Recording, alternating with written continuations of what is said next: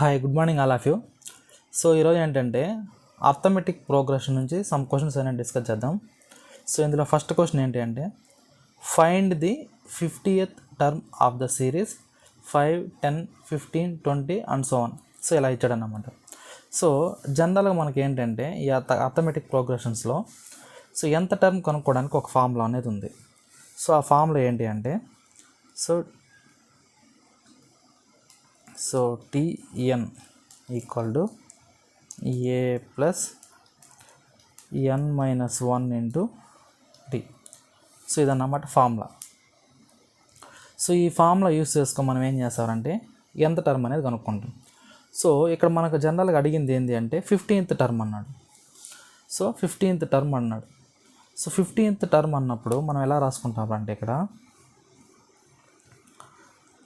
So T15 equal to A plus 14D ఇలా note చేసుకుంటాం. So ఇందులో A అంటే ఏంటంటే ఫస్ట్ నెంబర్, D అంటే ఏంటంటే డిఫరెన్స్, N అంటే ఏంటంటే ఎన్ని నెంబర్ ఆఫ్ టర్మ్స్ ఇస్తాడో ఆ టర్మ్స్ అన్నమాట. సో A అంటేనేమో ఫస్ట్ టర్మ్, D అంటేనేమో కామన్ డిఫరెన్స్. అంటే డిఫరెన్స్ అంటే ఏంటంటే second term minus first term, దాన్నే మనం డిఫరెన్స్ అంటాం. N అంటే ఏంటంటే ఇక్కడ ఎన్ని నెంబర్ ఇచ్చాడో దాన్ని తీసుకుంటాం అన్నమాట. సో ఇందులో A అంటే ఏంది ఇక్కడ అంటే ఫస్ట్ టర్మ్ 5 ఉంది.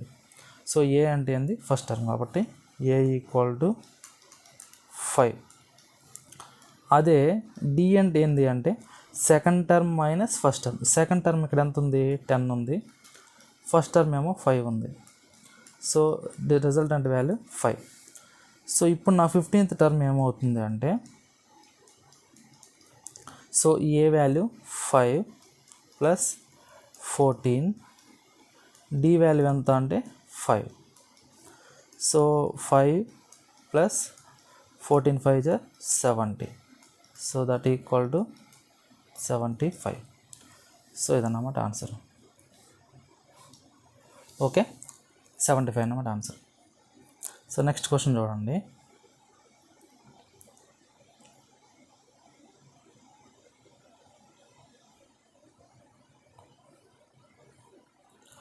సో ఇందులో if an AP is 13, 11, 9 and so on, then find the 50th term of that AP అన్నాడు. సో ఇందులో 50th టర్మ్ కనుక్కోమని చెప్పినాడు. ఇది ఒక సిరీస్ ఇచ్చాడన్నమాట. సేమ్ ఇంతకుముందు లాగానే సేమ్ అదే విధంగానే చేస్తాం. సో ఇందులో 50th టర్మ్ అన్నప్పుడు అప్పుడు మనం ఏం చేసుకుంటాం ఇక్కడ సో 50th టర్మ్ అన్నప్పుడు T50 equal to A plus 49D. So ఇందులో ఏ వాల్యూ ఎంత వస్తుంది? A value 13, D value. So D అంటే ఏం చెప్పాను నేను second term minus first term. Second term ఏమో 11 ఉంది, ఫస్ట్ టర్మ్ ఏమో 13 ఉంది. సో 11 మైనస్ 13 అన్నప్పుడు -2. So A value 13, D value -2. So ఇప్పుడు నాకు T50 అంటే అప్పుడు నాకు ఎంత వస్తుందంటే 13 ప్లస్ 49 ఇంటూ -2. సో ఎంత వస్తుంది 49 2 జర్ 98. సో -98. సో 13 -98. సో 98లో 13 పోతే 85. సో -85. So okay. సో మనకు ఆన్సర్ వచ్చేసి ఏమవుతుందంటే 4th వన్ అనేది ఆన్సర్ అవుతుంది అన్నమాట. ఓకే. సో జస్ట్ ఒక అవేర్నెస్ కోసం ఈ బేసిక్ క్వశ్చన్స్ అనేటివి కాన్సెప్ట్ మీద ఐడియా కోసం. సో యాక్చువల్గా ఎగ్జామ్స్లో అయితే ఇలాంటి సింపుల్ క్వశ్చన్స్ అయితే అడగడు. సో నెక్స్ట్ థర్డ్ క్వశ్చన్ చూడండి. So find the some of an AP 11, 13, 15 and so 99 అన్నాడు. సో జనరల్గా మనకి ఏంటంటే సమ్ ఆఫ్ n టర్మ్స్ అన్నప్పుడు ఫార్ములా ఏంటి అంటే సమ్ ఫార్ములా ఏంటంటే n/2 A ప్లస్ L. ఇందులో n అంటే ఏంటి అంటే నెంబర్ ఆఫ్ టర్మ్స్ అన్నమాట. Number of terms. ఏ అంటే ఏమో అంటే ఫస్ట్ టర్మ్, అదే ఎల్ అంటే ఏంటి అంటే లాస్ట్ టర్మ్. ఓకే, సో ఇదన్నమాట. ఎన్ అంటేనేమో నెంబర్ ఆఫ్ టర్మ్స్. సో ఇందులో ఫైండ్ ద సమ్ కనుక్కోమన్నాడు. సమ్ కావాలన్నప్పుడు ఇందులో ఈ 11 అనేది మనకు ఫస్ట్ టర్మ్ అవుతుంది. సో ఇక్కడ చూడండి, సో ఇక్కడ ఏంటంటే మనకు ఇచ్చిన క్వశ్చన్లో ఏ అంటే ఏంటంటే 11, అదేవిధంగా ఎల్ అంటే ఏంటంటే 99, ఎందుకంటే లాస్ట్ టర్మ్ అదే ఉంది కాబట్టి ఫస్ట్ టర్మ్ ఏమో 11, లాస్ట్ టర్మ్ ఏమో 99. సో ఇంకోటి ఏంది, నాకు సమ్ కావాలన్నప్పుడు ఎన్ కావాలి, అంటే ఎన్ వాల్యూ అనేది తెలియాలి, అంటే నెంబర్ ఆఫ్ టర్మ్స్ ఏందనేది తెలియాలి. సో నెంబర్ ఆఫ్ టర్మ్స్ ఎంతో తెలిస్తే మనం ఆటోమేటిక్ ఈ క్వశ్చన్ అనేది సాల్వ్ చేయగలుగుతాం.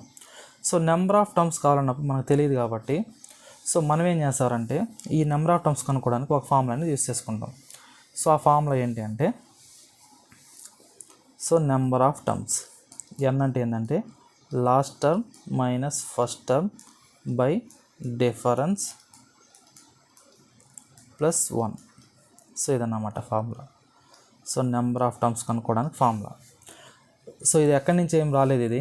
సో జనరల్గా మనం ఇంతకుముందు ఎంత అన్నాం కదా, అంటే టిఎన్ వాల్యూ తీసుకున్నాం కదా, అంటే ఏ ప్లస్ ఎన్ మైనస్ 1 ఇంటూ డి. సో దీని నుంచే ఇది కనుక్కున్నాం అన్నమాట. సో ఈ ఫార్ములా నుంచే ఈ ఎక్స్ప్రెషన్ అనేది వచ్చిందన్నమాట. ఓకే, సో ఇప్పుడు చూడండి,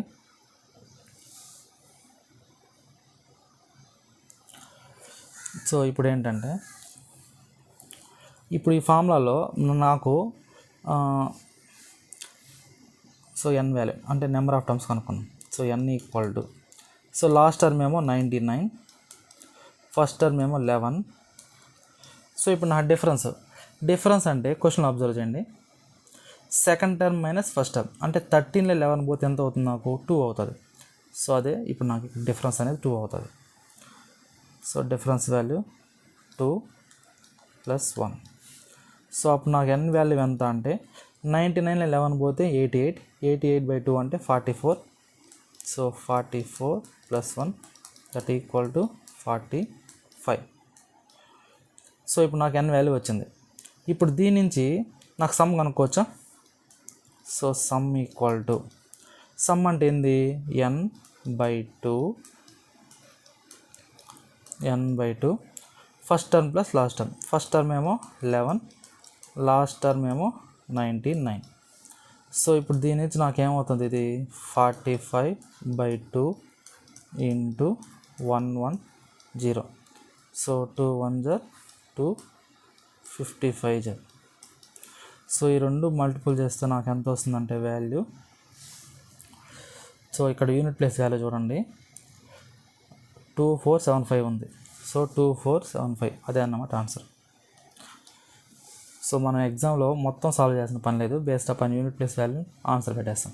ఇక్కడ 45 × 55 ఉంది కాబట్టి సో 2475 అనేది ఆన్సర్ అన్నమాట. సో ఇది అర్థమైంది అందరికీ. సో నెక్స్ట్ క్వశ్చన్ చూడండి. నెక్స్ట్ క్వశ్చన్ ఏంటంటే, find the some of first 30 natural numbers. So దీనికి ఏంటంటే sum of n natural numbers formula ఏంటి అంటే, so some of n natural numbers,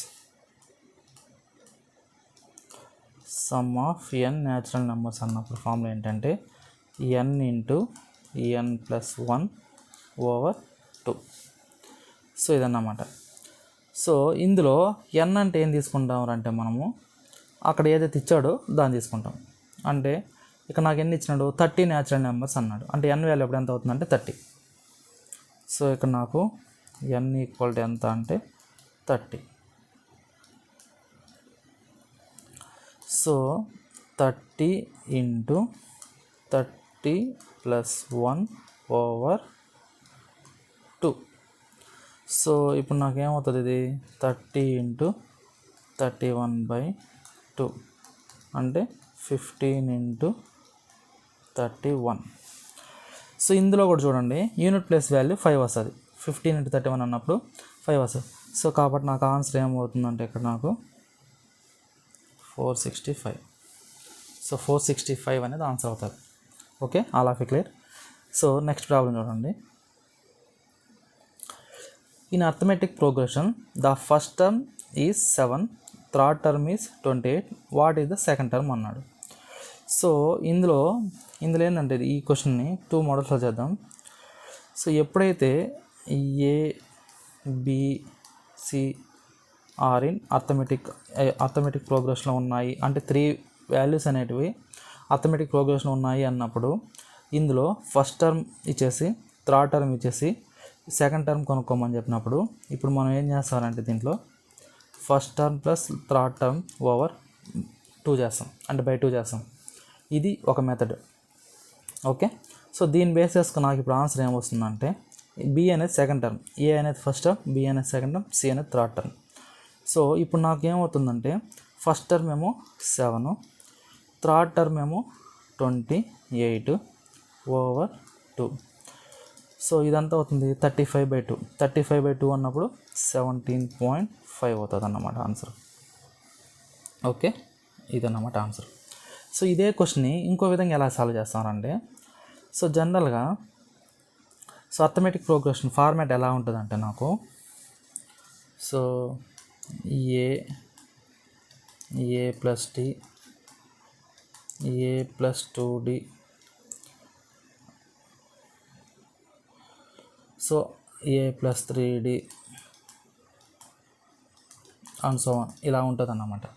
ఇందులో ఏ అనేదేమో first term, A plus D అనేది second term, A plus 2d అనేది third term. So ఇది so ఇందులో వాడు ఇచ్చింది ఏంది, ఏ అనేది ఇచ్చాడు. ఏ అనేది ఫస్ట్ టర్మ్ ఇచ్చేసాడు, సెకండ్ టర్మ్ ఇవ్వలేదు, థర్డ్ టర్మ్ ఇచ్చాడు. ఇది question mark. So A value ఎంత ఇచ్చాడు అంటే ఏ వాల్యూ వచ్చేసి 7 ఇచ్చాడు, థర్డ్ టర్మ్ వచ్చేసి 28 ఇచ్చాడు. సో ఏ వాల్యూ ఎంత అంటే ఏ వాల్యూ వచ్చేసి 7, దీని వాల్యూ వచ్చేసి 28. ఇందులో ఇప్పుడు నాకు ఈ యొక్క ఏ వాల్యూ ఇందులో సబ్స్టిట్యూట్ చేసాం అనుకోండి, అప్పుడు ఏమవుతుంది నాకు ఇది 7 + 2d = 28. సో దీని నుంచి 2d = ఏమవుతుంది అంటే నాకు 28 - 7 అంటే 21. దీని నుంచి d వాల్యూ ఎంత అవుతుందంటే నాకు 21/2 అన్నప్పుడు 10.5. సో ఇప్పుడు d వాల్యూ వచ్చేసింది. ఇప్పుడు నాకు సెకండ్ టర్మ్ కావాలన్నప్పుడు సెకండ్ టర్మ్ నాకు ఇక్కడ సెకండ్ టర్మ్ అంటే ఏముంది, ఏ plus D. So A value ఏమో 7, డి వాల్యూ ఏమో 10.5. సో ఎంత అవుతుంది నాకు ఇది 17.5. ఓకే, సో ఇదన్నమాట. సో ఇలా మనకు ఈ యొక్క అర్థమెటిక్ ప్రోగ్రెషన్స్లో ఈ యొక్క బేసిక్ క్వశ్చన్స్ అనేటివి ఈ విధంగా సాల్వ్ చేసుకుంటాం. సో అందరికి అర్థమైందా? Thank you.